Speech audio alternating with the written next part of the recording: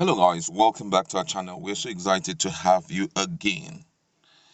Going down memory lane, if you are in Nigeria or you are from Nigeria, you will know that there was something packaged in history for us to learn. And that was the history of Nigeria, how the name came about. When we were growing up, they told us that the name Nigeria was actually taken from the Niger River running through the country. And the person who propounded this name was actually a British journalist in January 8th, 1897. That's Flora Shaw, who later married Lord Lugard. And he made us to understand that Nigeria was taken from Niger River.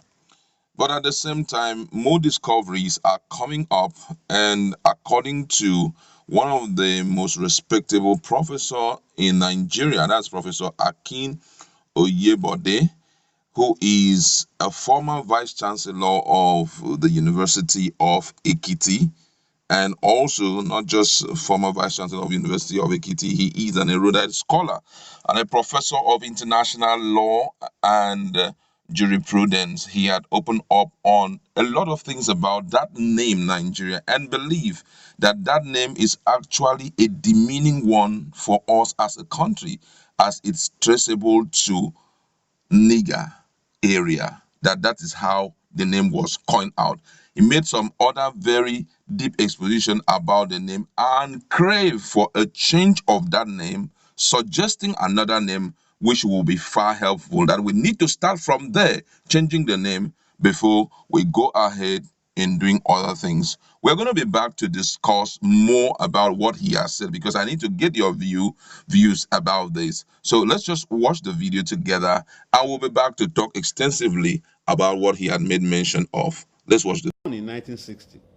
But I heard of Dr. Kalu Ezera, who had suggested in 1960 that Nigeria should change to Songhai. Because, you know, the great empires in West Africa, you had Guinea, you had Ghana, you had Mali, and then you had Songhai. Nkrumah, on the 6th of March 1957, changed the colonial name of Gold Coast to Ghana and focused the attention of Ghanaians on the new entity. Unfortunately, the leadership of Nigeria at independence was not that far-sighted to even recognize that Flora Shaw, the girlfriend of Lord Lugard, could not give us a name, because the cognomen of Nigeria is derived from the Latin nigr. Nigr is black. It is from nigr that we got Negro. And now, in fact, the racists now call us niggers. So, in fact, it was a derisive name to give us, nigger area. And every time I see Nigerian athletes at international athletic meetings, and they wear tags saying NGR, it reminds me of nigger.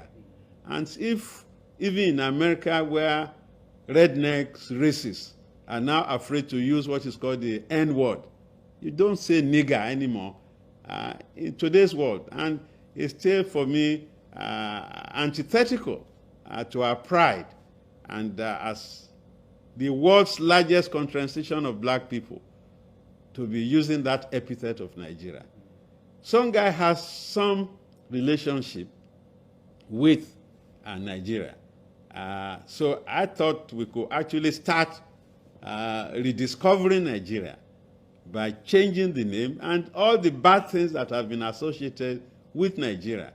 Nigeria is not a name that I'm proud of, which, as I say, it does damage and violence to our worth, you know, as Africans. Even those who think that River Niger is the name from which the country took its own description will be shocked to realize that the traditional people did not call that river Niger. They call it Kwara. Kwara was the name given by the natives to what the people like Mungo Park and the Batin brothers or the Landa brothers suggested. You know what? When we were in primary school, we were taught that Mungo Park discovered the river Niger. But I tell my own students now that it's River Niger that discovered Mango Park. So quite sincerely, 54 years after banning the name Niger area, I think the time was ripe for us to depart from the iniquity of Lord Lugard and his girlfriend and create a new nation for ourselves. All right, welcome back. You've watched the video. Let's just take one or two comments from different persons so that before we go into discussion. This one said, until we begin to tell our stories, we will continue to live a borrowed existence. These and many more were tactically made for some purpose, which is still serving the interest of some sections. These we see in our towns and cities, ill written and pronounced like Onitsha instead of Onisha, Aukwa instead of Oka, Enugu, Owerri instead of Ower, and so on to please some people.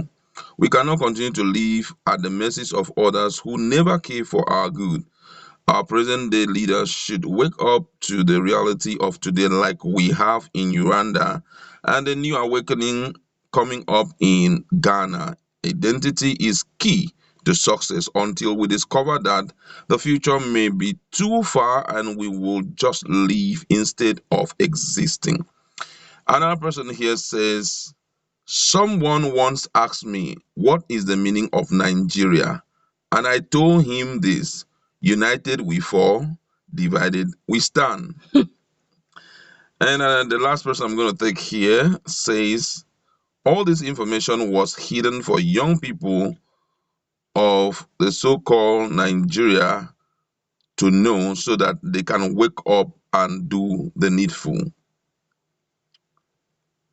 All right, that's the few I can take. There are so many other reactions from different quarters. But then, looking at this, looking at the exposition of this man and what he has said, what do you have to say about identity, the name we're carrying, Nigeria? Do you think that of the truth, it's affecting the country itself, who we are, and all of that? The truth be told, I do not know if it's affecting us as a people, but one thing I do know right now that name Nigeria is now a bastardized name. It's a Okay. name that a lot of persons don't want to be identified with. Okay. Our names have spread abroad majorly for negative reasons. If we are not talking about a scam, we're talking about corruption, we're talking about something really negative. And if changing the name will give a fresh start, New face. Yes, new to face. our people. But then it doesn't stop only in the name changing. Yeah. There has to be also the change coming out from the people. Yeah. Okay, but if we are going to change the name, all well and good. But quickly, a quick one now. I could still also remember when God wanted to change the status of Abraham, Yeah. He moved him from Abraham to Abraham. Yeah. Father of many nations. The same with Sarah. Same with Sarah, Sarai to Sarah, so that they will begin to leave their name. Now, if they have called us Niger area, and these are supposed to be a very naughty name, so to speak, so technically, it has a way of influencing our character, but that doesn't also mean it's not an excuse also for our leaders to be fantastically corrupt. Exactly. Really.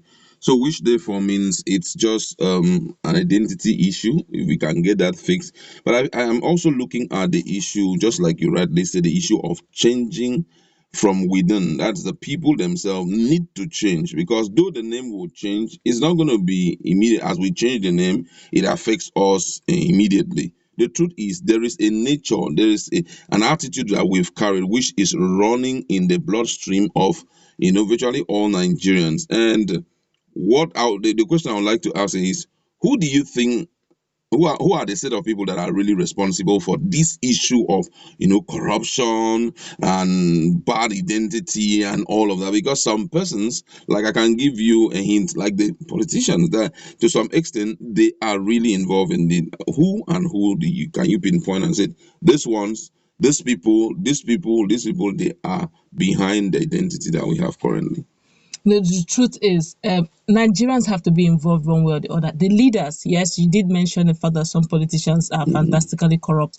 The challenge is the fact that Nigeria, where we have, yes, we do have audit checkmating systems like the three arms of government ought to be checkmating one another. But Yeah. instead of working, checkmating one another, they're actually working in synergy to, bastardize the economy that's already fully, in a mess. Now, if we can curb greed, if you're in a position of power, that the fact that your colleague is also into it and is not checking you, it puts us in a disadvantage. I feel that Nigerians here, it begins with all of us. The politicians became politicians, but they came from our society. Yeah. They were not foreigners. They were born here, or they carry our culture, they carry our belief system. So it's not as if one foreigner, one white man came and superimposed a leader that is from another country. They are all in Nigeria. So it's a system problem, and it has to start with all of us. And that also begins with demanding our rights Okay. where need be. Yes, the politicians are corrupt, but then we need to demand what is right and do it as when due. All right, thank you very much. And just to add a little, I think also the religious leaders really need to help here, because what we've been, especially in churches and other religions, Christianity and the likes, like talking about the issue of prosperity, and it's as if for one to be able to believe in himself that God loves him, the person must be rich. So people will want to do just anything, to be rich, because of what our preachers are preaching. So I feel also our religious leader have a part to play, so that we can correct this thing. So even as we are fixing Nigeria as a name, changing it, if the leadership will allow that, we can also go forward to fix ourselves. That's where we like to leave it. Go to our comment section, let us interact.